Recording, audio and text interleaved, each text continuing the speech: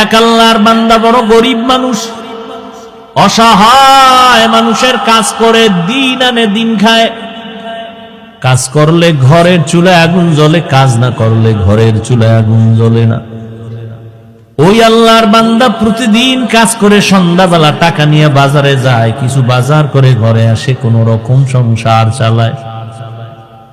আজ বাজারে গিয়ে একটা আওয়াজ শুনি, আমার আল্লাহর কালাম পাওয়া যায়, আল্লাহর কোরআন পাওয়া যায়।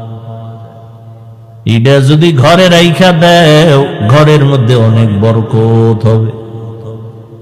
জীবনে আল্লাহর কোরআন দেখে নাই, পড়ে নাই, কই পাওয়া যায় ভাই? আওয়াজ দিল কই? কই লাইব্রেরির মধ্যে যাও, গেছে। আজ আল্লাহর বান্দা শখ শখ এটা ঘরে রাখলে বরকত কথা। ঠিক আছে, আজকে আর খানা খাবো না, এই আমার একটা কোরআন দাও। কয় টাকা? এত টাকা নাও, আজকের বাজার টাজার নিয়ে এক রাত না খাইলে কি হইব? লাইব্রেরিয়ান ব্যক্তি বলে দিছে, এই আল্লাহর বান্দা ঘরে রাখবা, তবে এটা নিচে রাখবা না, বিনা উজুতে ধরবা না। আল্লাহর বান্দা কোরআনটা লাইব্রেরি থেকে নিয়ে ডাইরেক্ট বাড়ি চলে গেল রাতের বেলা। বিবি আবার অপেক্ষায় আছে, বাজার করে আনবে, রান্না করবো, খাবো। আমি এখন ঘরের দরজায় গিয়ে যদি বলি কিছু আনতে পারি নাই, দেখে যদি তো মেজাজ গরম হবে। আগের থেকে সিগন্যাল দিছে, এই ম্যাডাম বাঁকা টাকা হইও না, আজকে কিন্তু খাওন দাও না, নিন একটা বরকত নিয়েছ। মহিলারা তো বরকতের আরো ভাগল। কি বরকত? বলে আল্লাহর কালাম। ঘরের মধ্যে গিয়া বলে এটা বিনা ওযুতে ধরা যাবে না, নিচু জায়গায় রাখা যাবে না, ঘরের মধ্যে এটা রাখতে পারলে অনেক বরকত হবে।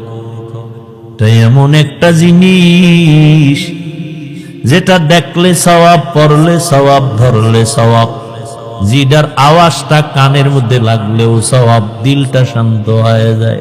সারাদিন আবু জাহাল নবীরে গালি দেয়, আর রাতের আধারে গোপনে গিয়া আমার নবীর জবান মুবারকের তেলাওয়াত গোপনে গোপনে শুনে। আল্লাহর কালাম ঘরের মধ্যে নিয়া স্ত্রী বলে, ভালো একটা জিনিস আনছো, তবে অন্তরে ভয়, এটা তো উঁচা জায়গায় রাখতে হবে। আমরা তো বড় গরিব মানুষ, উঁচা জায়গাও নাই, ছোট একটা ঝুপড়ি ঘর, এখানে এই জিনিসটা রাখার মতো কায়দাই নেই। বিবি দিনদার স্বামীরে পরামর্শ দেয়, পেরেশানি দূর করে দেয়। আর আমগো আম্মা জানেরা পেরেশানি খেলি বাড়ায়, হুদা জায়গায় একটা টেলিফোন করে একটা পেরেশানি দিয়ে রাখে। আল্লাহর বান্দি বলে, দরকার নাই, বেয়াদবির থেকে বেঁচে থাকি, কাল সকাল বেলা না হয়, এখন পারলে ফিরাইয়া দাও। এখন পারবো না, কালকে দিতে হবে। কয় এটা ফেরত দিয়ে সঙ্গ করে রাখা যাবে না, রাখার জায়গা নেই, তাই হুদা এটা নিয়ে একটা বড় তলে ভরুম, এটা দিও। আচ্ছা ঠিক আছে, কালকে দিব, আজকে কি করা যায়?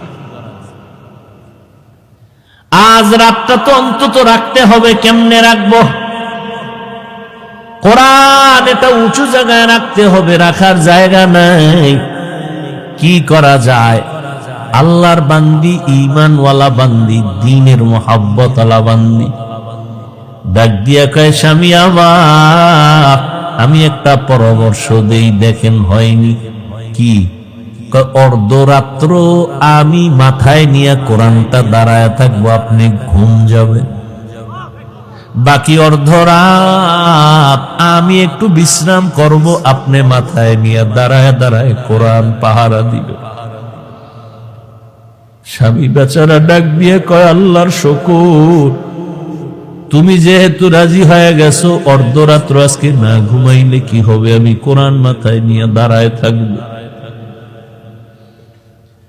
দুইজনেই সিদ্ধান্তে এক হইয়া টাইম ভাগ করে অর্ধরাত আল্লাহর বান্দা মাথায় কোরআন নিয়ে দাঁড়ায় আছেন, বাকি অর্ধরাত স্ত্রী মাথায় কোরআন নিয়ে দাঁড়ায় আছে। ফজরের আজান হয়ে গেছে, একজন একজন ওযু বানাইয়া যায় নামাজে নামাজ পড়লেন। নামাজের পরে বলে, এটারে ফেরত দিয়ে আসো, বেয়াদবি হবে, আল্লাহ বেজার হয়ে যাবে। স্বামী বলে যে আনলাম কষ্ট করে টাইনা দিয়ামু, ভিতরে কি একটু দেখি, এটা খুইলে টুইলে দেখলাম না কি ভিতরে। একই যায় নামাজে দুইজন বইয়া এবার দেখতেছে, খুলতেছে পৃষ্ঠা, উল্টায় উল্টায় উল্টায় আঙ্গুল টানে আঙ্গুল টানে আঙ্গুল টানে দোনোজন। মাওলা পাকের বড় কুদরত, মুহূর্তের মধ্যে শুরু থেকে শেষ পর্যন্ত আঙ্গুল টেনে টেনে টেনে টেনে লাইনে লাইনে পুরা কোরআনটা পৃষ্ঠা উল্টানো শেষ। দোনোজন আল্লাহর কোরআন আঙ্গুল দিয়ে টানলেন। এইবার বলে, ও বিবি কিছু বুঝছো নি? তুমি শুনবানি। এইবার আল্লাহর বান্দি এই কথা বলায় স্বামী আশ্চর্য হয়ে গেল। কি শুনাবা তুমি শুনো। এবার আল্লাহর বান্দি মোহাব্বতের সাথে শুনাইতেছে কোরআন তেলাওয়াত করে। আমার মাওলা কোরআনের নূর তাদের সিনার মধ্যে ঢুকায় দিয়েছে।